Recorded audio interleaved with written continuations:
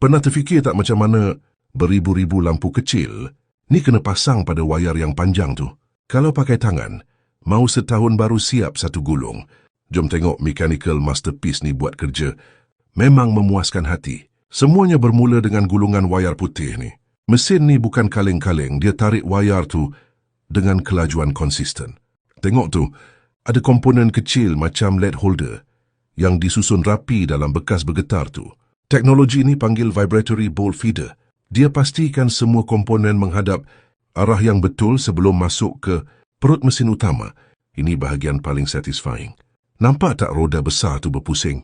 Setiap kali dia berhenti sekejap, mesin tu akan kupas wayar, masukkan LED dan kemaskan sambungan tu secara automatik. Kelajuan dia berpuluh kali ganda lebih laju dari manusia. Cuba korang bayangkan kalau korang kena buat satu-satu, mau juling matakan. Selepas dah siap pasang LED, wayar ni digulung kemas. Tapi belum boleh jual lagi. Pekerja akan buat double check. Tengok tu, dia orang pasang controller, kotak kecil untuk tukar mod lampu secara manual. Lepas tu sesi test bermula. Sekali petik suis, boom, berkelip-kelip satu bilik. Kalau ada satu LED tak nyala, memang kena asingkan terus. Lampu macam ni lah yang naikkan seri rumah kita.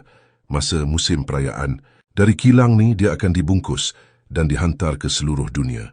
Siapa kat sini setiap kali raya mesti beli lampu baru? Sebab yang lama dah bersimpul. Jangan lupa follow